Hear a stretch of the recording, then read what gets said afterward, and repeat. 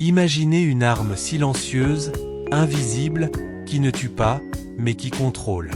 Pas besoin de bombes, de chars ou de fusils. Cette arme, c'est l'information. Aujourd'hui, les guerres ne se gagnent plus seulement sur le terrain, elles se gagnent dans les esprits. Et si vous ne comprenez pas comment fonctionne cette arme, vous en êtes déjà victime. L'information comme outil de domination n'est pas nouvelle.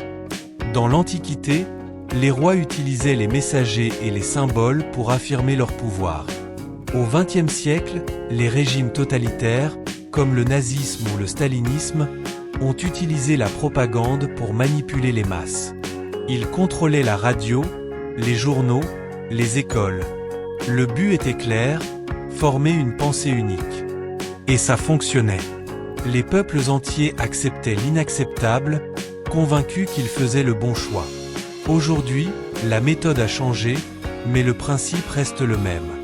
Les gouvernements, les grandes puissances économiques, les plateformes numériques, tous jouent avec l'information. Sur Facebook, YouTube, TikTok, ce que vous voyez est filtré. Les algorithmes décident pour vous. On vous montre ce qui vous plaît, mais surtout ce qui façonne vos idées. C'est une arme douce, efficace et redoutable. On vous nourrit d'indignation, de peur, de colère. Et pendant que vous pensez réfléchir par vous-même, vous suivez un scénario invisible. Prenons l'exemple d'Haïti. Combien de vérités sont étouffées? Combien de scandales jamais révélés? Qui contrôle l'info ici? Qui décide de ce qu'on entend ou pas? Les médias dominants sont parfois infiltrés ou influencés.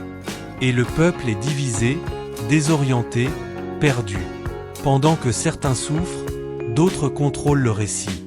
L'arme de l'information devient alors une arme contre le peuple lui-même.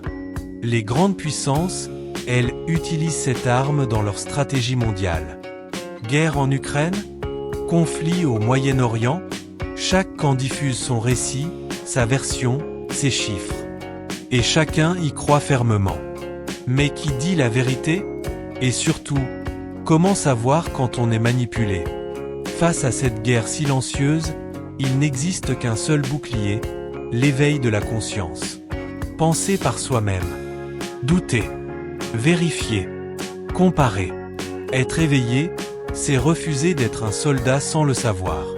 C'est refuser qu'on vous dise quoi penser, quoi croire, quoi détester. C'est reprendre le pouvoir sur votre esprit. Car celui qui contrôle votre manière de penser, contrôle vos choix, vos réactions, votre avenir. L'arme de l'information est silencieuse mais puissante. Elle ne fait pas de bruit, mais elle fait des ravages. Si vous êtes conscient de son pouvoir, vous pouvez vous en protéger.